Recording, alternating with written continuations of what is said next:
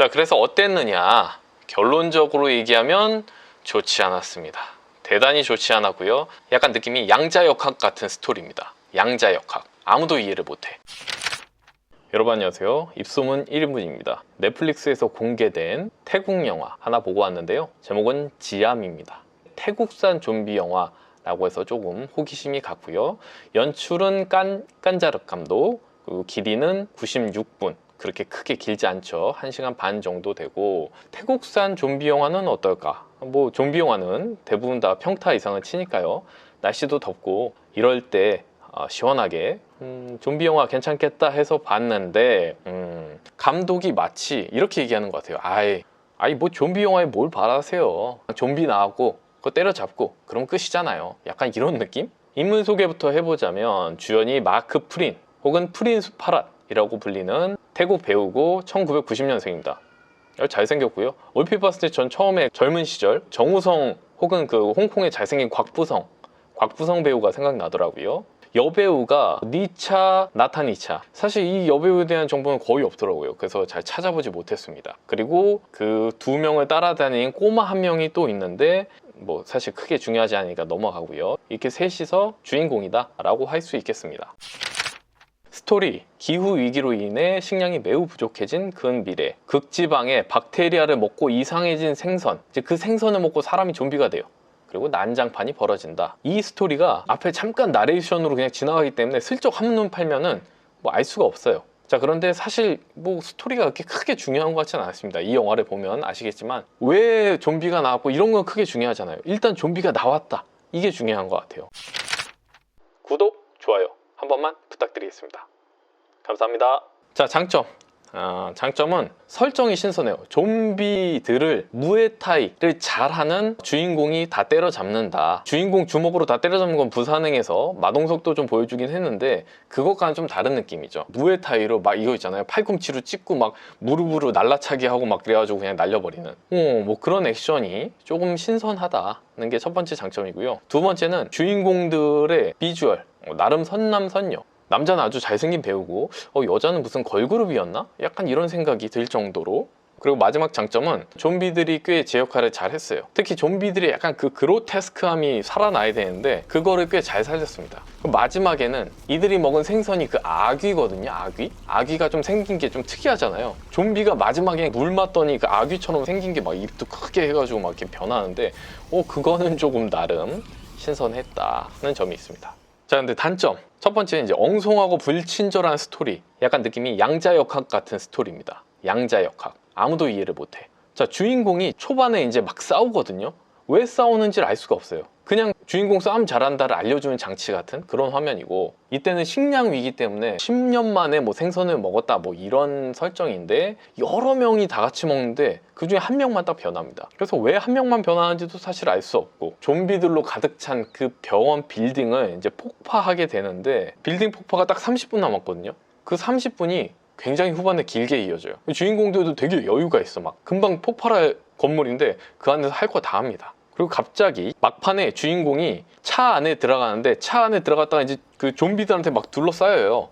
좀비 수십 마리가 둘러싸고 막 창 깨고 들어오고 막 이러니까 이제 정말 진퇴양난이죠. 저걸 어떻게 극복할까? 야, 저거 어떻게 하지? 근데 갑자기 차가 뽕 하고 폭파가 됩니다. 웃긴 거는 그 차에 폭파 장치가 있었던 것도 아닌데 왜 폭파되는지 알 수가 없어요. 그리고 더 웃긴 거는 주인공만 거기서 멀쩡하게 살아나옵니다. 그러니까 좀비들은 다 막 팔 떨어지고 다리 떨어지고 이러는데 죽고 주인공만 그냥 멀쩡하게 또 걸어 나와요. 왜 그런지 알 수가 없어. 그리고 마지막에 가장 미스터리한 게 주인공이 그 좀비들을 다 아무튼 어떻게 해치우고 결국 옥상에 올라왔는데 여자친구하고 그 꼬마는 미리 헬기에 타 있었거든요. 근데 떠나버려요.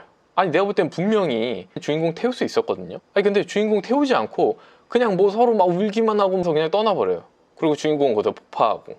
왜 그냥 가는지 알 수가 없어요. 그러니까 전반적으로 이 영화는 알 수 없는 스토리와 설정의 연속이다. 제 생각에는 원본은 더 긴데 편집으로 다 날려버린 느낌? 그러니까 통편집을 해버린 거죠, 뭔가.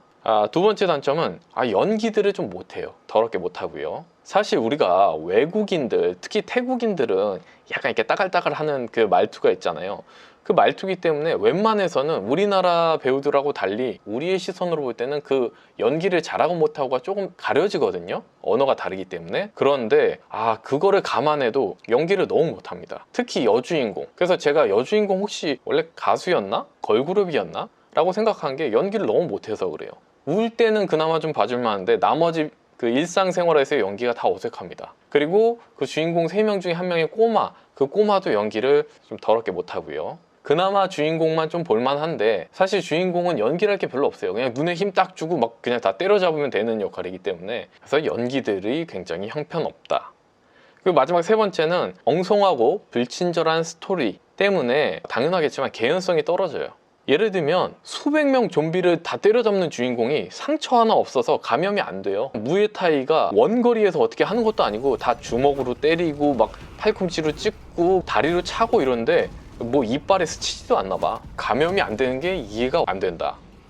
부산행의 마동석은 주먹으로 막 때리는데 막 그래도 뭐 물릴까봐 막 이렇게 칭칭 감고 준비를 하잖아요. 그거는 정말 양반이에요. 그래서 제 생각에는 참 심각하게 떨어지는 이런 개연성, 그러니까 보면서 계속 갸우뚱하게 되는 거죠. 이게 참 큰 단점이다. 영화 평가를 하자면 제가 볼 때는 이 영화는 리뷰를 저밖에 안 할 것 같아요. 왜냐면 아무도 안 볼 테니까. 한마디로 얘기하면 의외의 졸작입니다. 의외의 졸작. 제가 태국 영화를 예전에 그 공포 영화 셔터, 그리고 한때 무에타이 액션으로 유명했던 옹박 시리즈 뭐 이런 걸 좀 봤는데 뭐 그래도 나쁘지 않았던 기억이 있거든요. 태국 영화. 그리고 아시겠지만 좀비 영화는 대충 이제 기본 평들은 다 받을 수 있잖아요. 근데 그마저도 실패했다. 그래도 한 중간은 되겠지라고 생각하고 본 제 기대가 아주 와르르 무너지는 그런 영화였거든요. 그냥 좀비들이 연기를 제일 잘해. 그래서 좀비들 나오는 장면은 그냥 좀 볼만 했는데 전체적으로 봤을 때는 형편없는 영화였다.